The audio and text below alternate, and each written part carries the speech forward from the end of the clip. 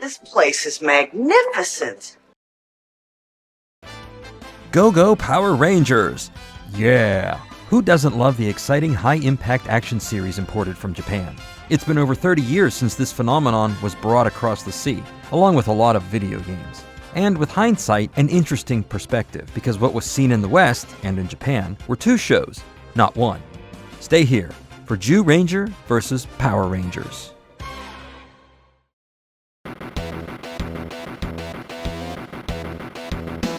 In September 1993, the mighty Morphin Power Rangers debuted on American TV. For time and channel, check your local listings. The series was great, and for those who were the right age back then, Power Rangers is still fondly remembered, not just as a TV series, but a whole media empire. Action figures, video games, clothes, snacks, and whatever else the ad wizards could come up with that separated befuddled parents from their hard-earned money, just so their kids could be a little more cool. Personally, I was a little too old for all the Power Ranger mania, but was very aware of the mountain it had climbed. It was just that inescapable. And one thing that was always interesting to me was that the show was imported from Japan, where it had a different name and actors. Actually, there was very little that was the same from Japan and the US. What we knew as Power Rangers began in Japan in 1975 as Go Ranger, which evolved into a series known as Super Sentai, a team of warriors, usually 5 of them, all color coordinated with different powers, often associated with animals, though not always.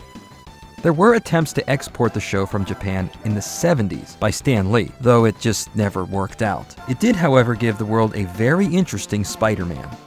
Haim Saban, the man who gave us the Power Rangers in 1993, tried over and over in the 80s to bring this stateside with no luck, until one day, the stars just aligned and here we are.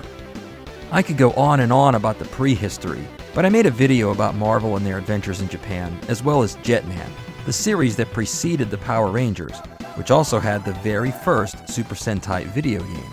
So you can go watch these later, if you have time. Mute with subtitles on is always an option, if it's late and your kids are asleep. But I want to keep the focus on the first season of the Power Rangers and its Japanese counterpart, Zyuranger. It's just kind of funny in this hyper-connected world that there would be 2 TV series in different parts of the world that were the same, yet different. That the producers thought they could take an existing show, change a few things, and nobody would ever figure it out. Maybe there wasn't this big tinfoil hat conspiracy cover-up of what was going on. I can recall write-ups of the show mentioning its Japanese origins, but it just felt like people responded with, "Oh yeah, cool," and moved on to whatever else.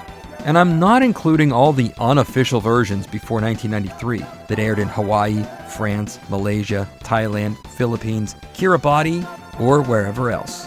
Even though, obviously, all of us knew about them all this time and have watched them all endlessly. So, let's dissect this. How much of Zyuranger and the Power Rangers are the same? And what about the games that came along with it? After this, let's break it all down.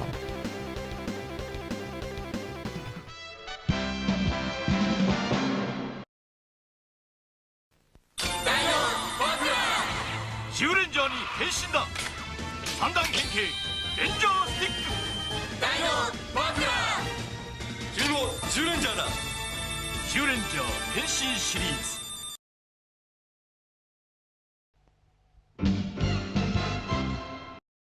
While the original Zyuranger ran for a full year, racking up 50 episodes, and the Power Rangers became a new franchise, I just want to compare the first episode of each. We already know the main story of the series, where Rita Repulsa, aka Bandara, was freed from her imprisonment on the moon after a zillion years, and sent her army of monsters to Earth to enact vengeance upon the world. Really, that is the one thing that's the same in both versions, and if you've never seen Zyuranger, you might be shocked to see what you remember so fondly in such a different way.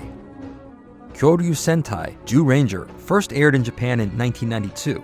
The English name translates loosely into Dinosaur Squadron Beast Rangers. When the debut episode hit the airwaves on February 21st, it replaced Chojin Sentai Jetman, a series that was a bit darker in tone, with some adult themes that actually helped reverse a ratings decline. Did it save the franchise? I'll leave that to future historians, but it gave Zyuranger a good start. However, this time around the show was toned down, and is clearly a kid's show. Sure, there are dramatic elements, but there's no smoking, drinking, gambling, swearing, or sex. The leads are younger, and the bad guys have this cutesy look to them, more so than in past installments. In the opening minutes, we learn that astronauts have reached an alien planet, Nemesis, and they brought along 2 kids. On this alien wasteland, they discover a container that, as you know, has imprisoned Bandura and her henchmen, who now swear vengeance upon the Earth. And as it turned out, she was trapped for exactly 170 million years, 4 hours, 3 minutes, and 20 seconds. Bandura flies back to Earth and sets up a skyscraper in the middle of the city, and declares her retribution, never stopping until the Earth is destroyed. A kindly old handyman gets word of the goings-on and jumps into action. It turns out that this old man, Barza, has been on Earth all along, serving as a guardian for the world in case Bandura was ever freed. I always liked the wise, learned old man archetype in fiction. I don't see it much these days. The building where he works as a handyman is actually the secret underground lair where the heroes needed to stop Bandura have been frozen for millions of years. The warriors that contain the spirits of the great dinosaurs who ruled the Earth 170 million years ago. T-Rex, Triceratops, Pterodactyl, Woolly Mammoth, Saber-toothed Tiger. Well, those last 2 really aren't dinosaurs, and T-Rex didn't live 170 million years ago, more like 66, but their bones are all together in museums now, so yeah. The Red Ranger is somehow unable to revive right away, and the other 4 have to fight without their leader. The kids come back to Earth despite being millions of miles away in space just earlier this morning. The scenes with the shuttle are legendary. I love the camera work and scale modeling here. The bad guys capture the kids, and the Red Ranger, aka Tyranno Ranger, makes his appearance to save the day.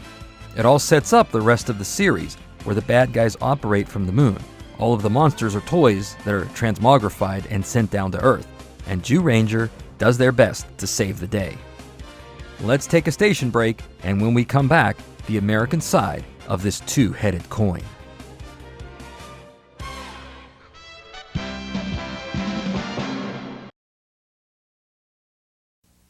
Listen up if you want to do your body a favor. Fruits and vegetables are the happening flavors. Hi, we're the Power Rangers. And we start each day off with a Power Pack breakfast that includes fruits and veggies. Like pancakes and fruit.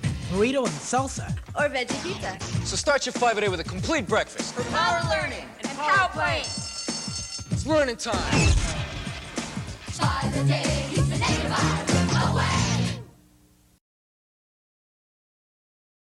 Now back to the Mighty Morphin Power Rangers. You gotta wonder what the mood was behind the scenes when the Mighty Morphin Power Rangers debuted on American TV in September 1993. Would it catch fire? There were so many false starts, yet Saban and other people were true believers about the concept. That first episode had a lot of heavy lifting to do. Unlike in Japan, the concept of the series and a lot of ground rules like who's good, who's bad, and how everything works had to be established. The Japanese side just had to set up the premise for another year, since things had already been in motion for 15-some years. I think that first episode did things pretty well, but something I never realized was that the Power Rangers had the benefit of having the entire Zyuranger series to draw from. Much of the footage in the first episode is from later in the series. The best example of this is that the team has all their vehicles right from the start, where in Japan, this and some other scenes happen later. It all begins with the 2 astronauts opening the seal that frees Rita Repulsa. All the rest from Japan is cut out, but it works in setting up the main conflict in 1 minute, thus giving more time to establish the main characters. 5 teenagers who live in Angel Grove. Is this in California? I always thought so. The soon-to-be Power Rangers are all friends and work out together after school. It sets a lot of ideas in motion. That these kids are already trained in the martial arts, are close friends, and are genuinely nice guys. They just shrug off the bullies, and the Red Ranger is actually kind to the blue one, even though he's a dork, which from experience, I can tell you, never happened in real life, let alone his being friends with girls. After a lot of dialogue, things go back to Rita. She already has the moon base set up. This didn't even happen in Japan in episode 1. When she plans an attack, there's an earthquake, or at least everyone thinks so. hey, maybe that's why I thought this was in California. The 5 teens are magically transported to some observatory and meet their new boss. Now, as a 17-year-old kid walking around the house getting ready for work after school, and having one ear tuned to the TV at 3:30 p.m., I was on board. Until I saw this. I mean, come on! What is this? Some fat bald guy in a computer? There's also a robot, and he would be funny if he didn't talk like he was trying to appeal to 8-year-olds, which in reality was the goal. But these are the bosses of the series that give the Rangers their missions and provide a base of operations. It's very similar to Sentai series of the past, where it's usually some high-tech military division that runs things, and the Rangers take orders from a commander. That's something that's a bit different in Japan, as Barza is like a mystic, which is a departure from things like Jetman, Sun Vulcan, and others. This bald guy, Zordon, battled with Rita 10,000 years ago, and she banished him, or something. So he's just this big head stuck in the ether. He and the robot, Alpha 5, give the teens their power bracelet, based on the abilities of, quote, the dinosaurs. T-Rex, Triceratops, Pterodactyl, Mastodon, and Saber-toothed Tiger. Again, we have a major anachronism. Except that since in the US the original fight against Rita took place 10,000 years ago, the show could be supporting a young Earth hypothesis, which may have boosted ratings in Salt Lake City. Rita sends out her first batch of bad guys to battle the Power Rangers. After realizing they can use dinosaur power, they suit up and the real battle begins. How is it that 1 minute ago they were in the desert and now they're in Tokyo? How did that happen? It makes no sense. Nothing is explained. I suppose this is downtown Angel Grove, but it sure doesn't feel like it. They win the battle and the Mighty Morphin Power Rangers are born, and with it, an all-new media empire. But back to the original point that the Power Rangers are just a modification of Zyuranger. It just doesn't seem so. Sure, on the surface, but other than some shared source material, they are hardly the same. In Japan, the character development is very different. After all, these are humans who lived 170 million years ago. Some of the more lighthearted moments show how they can't adapt to modern life, often with hilarious results. Also, these 5 have to come to terms with missing their families, who are long gone. The Zyurangers quickly learn to stick together.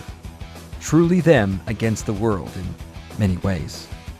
While the American Power Rangers sets things up differently. 5 good friends that are suddenly thrown into a battle of good and evil, with the fate of the world reliant on them.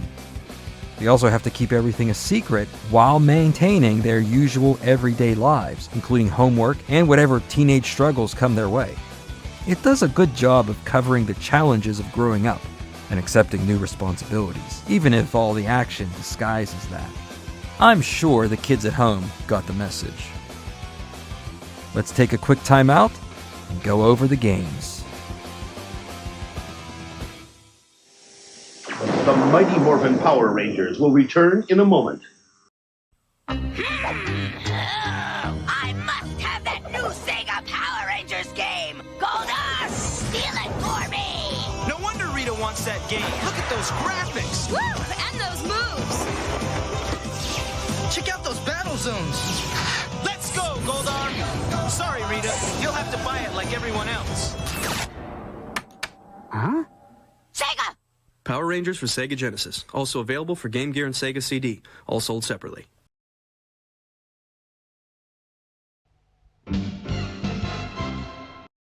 Now, you gotta remember that Zyuranger aired in 1992. The family computer was still alive and kicking, so that's where the game wound up. The sad thing is that despite all the popularity of Super Sentai, and the popularity of multiple gaming machines in Japan, this was the only version ever made. No Super Famicom, no Game Boy, no PC Engine, nothing. Angel, a subsidiary of Bandai, who had the Sentai license locked up, developed the game. Like a lot of 8-bit games based on TV shows or movies, the game is very straightforward. Bandura plans to build a prison for children, and the 5 Rangers try to put a stop to it. Unlike the last Sentai game, Jetman, this one is much more linear. You cannot choose a Ranger, nor can you select a stage. There were 5 stages in total, 1 for each Ranger. Natch. You just run through Mega Man-style levels. Each character starts with a short-range blaster that gets upgraded later. You gain access to special weapons after you meet Barza, who also offers advice on how to take down the bosses. The only way to take on the boss in each stage is to collect enough power coins. These unlock the power of each dinosaur, exactly like in the series. Some of the enemies are taken from different episodes, but aren't used appropriately. Some of the weekly monsters just come and go as part of the scenery. The bosses are all members of Bandura's crew, and the evil witch herself is the final battle. There are no mecha fights either, despite that being the main draw of each episode. You also can't use the power blaster in the game, though it automatically fires in cutscenes. There is a password system, but rather than numbers or letters, it's a combination of cards of rangers in different poses. Kind of unique. Between each stage you can also play minigames. You'll laugh the first time you see it. I mean, what are these guys doing? There's one for table tennis, a quiz, and then a 3D bomb catching game, which actually looks cool. You can also play these all you want right from the title screen. The soundtrack is the standout feature, another example of great 8-bit music. It fits the mood well for what is a very short and easy game. It is quite unusual that this game never had an American release. You could easily have this ready to go in September 1993, and though the sun was setting on the 8-bit NES, this was the kind of game that only needed one Christmas season to sell. The game isn't bad, just a bit too easy. But when you are channeling the excitement of your favorite TV series through a game, does that really matter? It was money left on the table.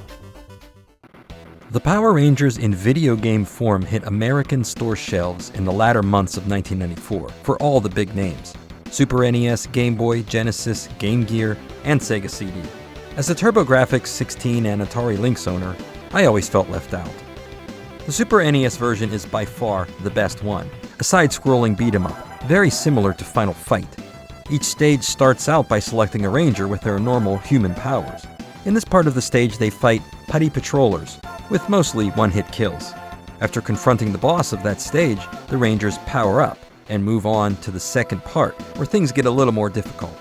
The putty patrollers take more hits and mix up their attacks. Background objects also get in the way, but funny enough, these can damage the putty patrollers too. You can also pick up things in the background like benches and barrels.